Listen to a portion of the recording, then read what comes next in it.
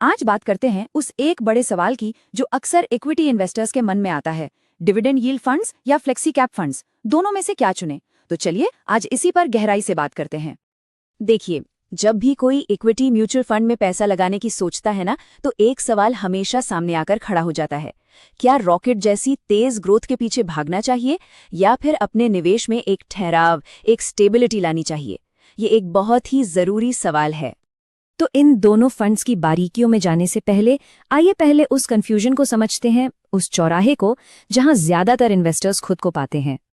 आज हम इन्हीं दो अलग अलग निवेश की सोच को आसान भाषा में समझेंगे। एक तरफ है डिविडेंड यील्ड फंड्स और दूसरी तरफ है फ्लेक्सी कैप फंड्स। तो चलिए आज के इस शो डाउन के दो मेन प्लेयर्स से मिलते हैं। हम एक एक करके समझेंगे कि ये दोनों आखिर हैं क्या। अच्छा, तो डिविडेंड यील्ड फंड्स को आप निवेश की दुनिया के शांत और भरोसेमंद दिग्गजों की तरह मान सकते हैं। मतलब ये उन बड़ी स्थापित कंपनियों में पैसा लगाते हैं जो अच्छा खासा प्रॉफिट कमाती हैं और उस प्रॉफिट का एक हिस्सा अपने इन्वेस्टर्स के साथ बांटती हैं। अब जरा इन नंबर्स पर नजर डालिए, ये काफी इंप्रेसिव हैं। LIC MF dividend yield fund ने करीब 22.5% और टेम्पल्टन इंडिया इक्विटी इनकम ने तो लगभग 33% का SIP XIR दिया है। XIR मतलब आपके असल निवेश पर मिला रिटर्न। तो ये आंकड़े दिखाते हैं कि स्थिरता का मतलब हमेशा सुस्त ग्रोथ नहीं होता। और दूसरी तरफ है हमारे फ्लेक्सी कैप फंड्स। ये मार्केट के फुर्तीले ऑलराउंडर हैं। इनके फंड मैनेजर्स के हाथ पूरी तरह से खुले होते हैं। वो मार्केट में कहीं भी किसी भी साइज की कंपनी में ग्रोथ का अगला बड़ा मौका ढूंढ सकते हैं। यहाँ देखिए, क्वांट फ्लेक्सी कैप फंड ने लगभग 30.5% का CAGR दिया है, यानी हर साल औसतन इतनी ग्रोथ। ये नंबर साफ साफ दिखाते हैं कि इनका फोकस सिर्फ और सिर्फ ग्रोथ पर है और इनका मकसद लंबी अवधि में बड़ी वेल्थ बनाना है। तो चलिए अब आते हैं असली मुकाबले पर। अब हम कुछ जरूरी डेटा के साथ इन दोनों फंड्स को आमने सामने खड़ा करेंगे और देखेंगे कि कौन कहां बाजी मारता है। इस मुकाबले की शुरुआत होती है इनकी बुनियादी सोच के फर्क से। एक तरफ है वैल्यू इन्वेस्टिंग, यानी अच्छी कंपनी सस्ते दाम पर, और दूसरी तरफ है ग्रोथ इन्वेस्टिंग, यानी तेजी से बढ़ने वाली कंपनी चाहे दाम कोई भी हो। तो असली फर्क क्या है? देखिए, डिविडेंड यील्ड फंड्स एक तरह का सेफ्टी नेट देते हैं। जब बाजार गिरता है तो ये शायद उतना ना गिरे।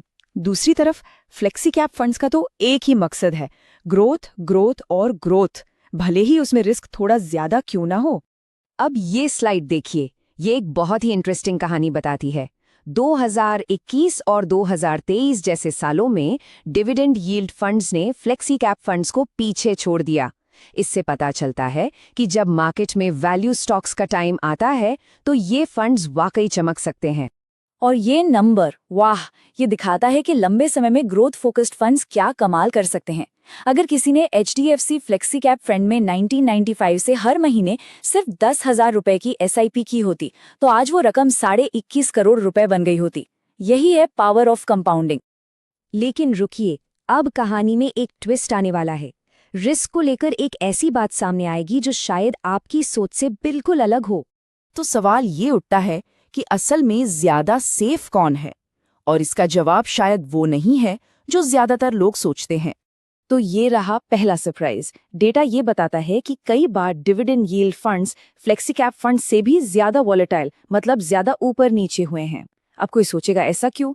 ऐसा इसलिए हो सकता है क्योंकि ये फंड्स अक्सर कुछ खास सेक्टर्स जैसे कि एनर्जी या यूटिलिटीज में ज्यादा पैसा लगाते हैं और ये सेक्टर बाजार के उतार चढ़ाव के प्रति काफी सेंसिटिव होते हैं। लेकिन कहानी का दूसरा पहलू भी है। ज्यादा वॉलेटाइल होने के बावजूद इन फंड्स ने बाजार की बड़ी गिरावटों में बेहतर प्रोटेक्शन दिया है। मतलब जब पूरा मार्केट क्रैश हो रहा होता है तो ये फंड्स एक कुशन की तरह काम करते हैं और नुकसान को कम करने में मदद करते हैं। तो अब सवाल ये नहीं है कि कौन जीता या कौन हारा। असली मकसद ये समझना है कि किसी इन्वेस्टर के लिए क्या सही है। यहाँ कोई एक विनर नहीं है, बल्कि हर किसी के लिए एक सही फिट है। तो डिविडेंड यील्ड फंड्स उन लोगों के लिए एक बढ़िया चॉइस हो सकते हैं जो अपने इक्विटी पोर्टफोलियो में एक वैल्यू का एंगल जोड़ना चाहते हैं, थोड़ी स्टेबिलिटी पसंद करते हैं या फिर अपने फाइनेंशियल गोल्स के नज़दीक पहुंच रहे हैं। वहीं दूसरी ओर फ्लेक्सी कैप फंड्स उन इन्वेस्टर्स के लिए बने हैं जो अपने पोर्टफोलियो का कोर मतलब सबसे बड़ा हिस्सा ग्रोथ के लिए बनाना चाहते हैं, जो कम से कम 5 साल या उससे ज्यादा के लिए निवेश कर रहे हैं और जिन्हें मार्केट के उतार चढ़ाव से ज्यादा फर्क नहीं पड़ता। तो चलिए अब बात करते हैं सबसे काम की स्ट्रैटेजी की, एक ऐसा तरीका जिसमें इन दोनों फंड्स की ताकत को एक साथ इस्तेमाल किया जा सकता है। इसे best of both worlds strategy भी कह सकते हैं। सोचिए, अपने पोर्टफोलियो का कोर मान लीजिए 70 से 80% हिस्सा आप फ्लेक्सी कैप फंड से बनाते हैं, जो जबरदस्त ग्रोथ देगा, और फिर उसमें थोड़ी स्टेबिलिटी और डाइवर्सिफिकेशन के लिए 20-30% का एक वैल्यू टिल्ट डाल देते हैं डिविडेंड यील्ड फंड्स के जरिए। और आखिर में सबसे जरूरी बात, कोई भी कैटेगरी अपने आप में बेस्ट या वर्स्ट नहीं होती। सही चॉइस वो है जो किसी के अपने फाइनेंशियल गोल्स, टाइम होराइजन और रिस्क लेने की क्षमता के साथ बिल्कुल फिट बैठे। तो आज की इस पूरी बातचीत के बाद एक सवाल अपने आप से पूछना बनता है, किसी की अपनी फाइनेंशियल जर्नी के लिए ग्रोथ और स्टेबिलिटी का सही बैलेंस आखिर है क्या?